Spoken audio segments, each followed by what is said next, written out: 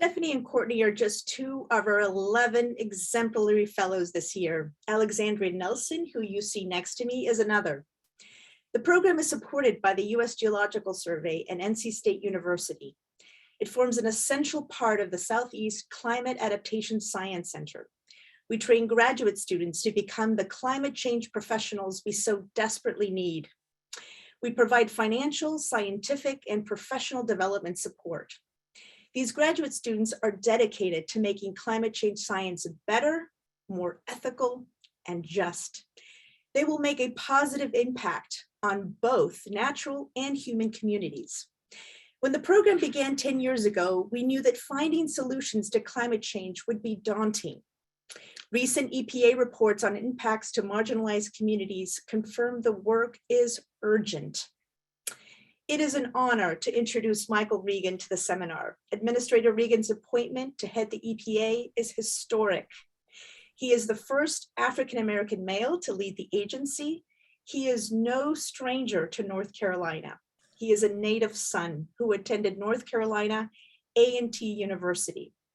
He also served the people of North Carolina as Secretary of the Department of Environmental Quality for Governor Roy Cooper.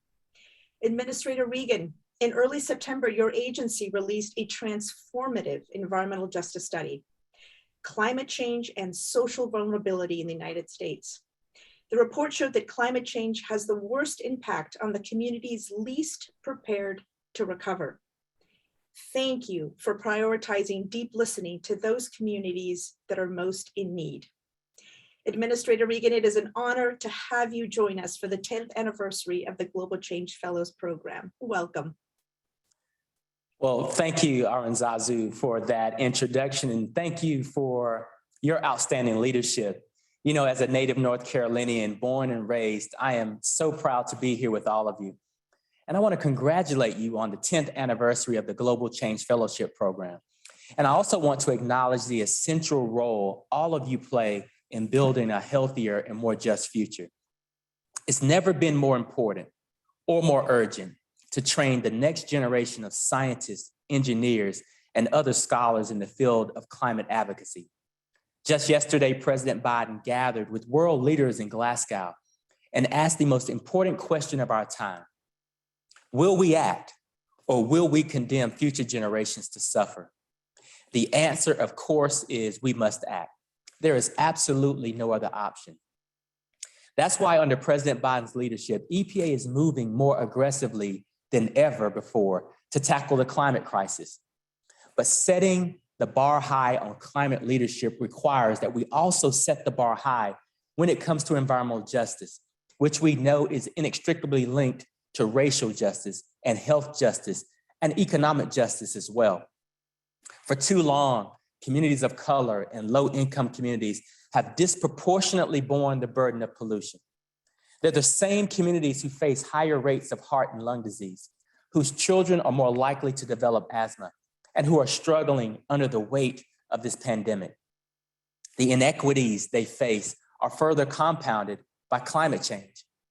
As Aranzazu mentioned, EPA just released a report that shows that the most severe harms from climate change fall disproportionately upon underserved communities who are least able to prepare for and recover from climate-fueled disasters.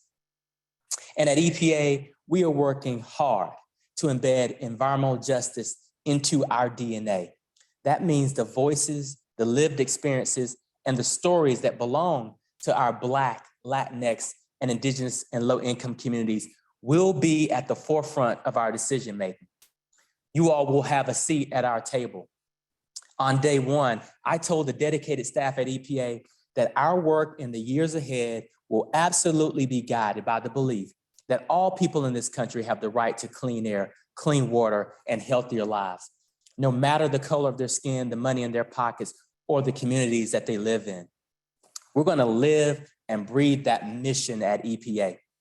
And in doing so, we will ensure that every single child in the United States of America can safely drink from the faucet, inhale a full breath of clean air, play outdoors, and do it without risk of environmental hazard and harm.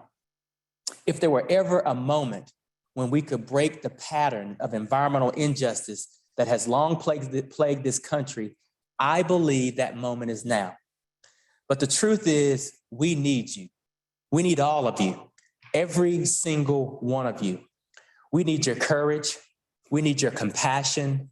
We need your sense of justice, and we need your ambitions. And that's why interdisciplinary programs like Global Change Fellows are so important to our movement. They show what is possible when people of diverse backgrounds and areas of expertise come together to lift up the stories of marginalized communities and to fight for the change that we all deserve.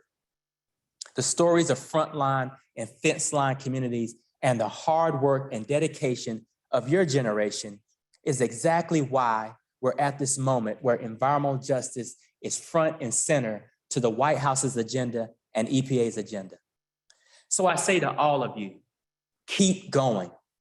Never stop pushing for what is right.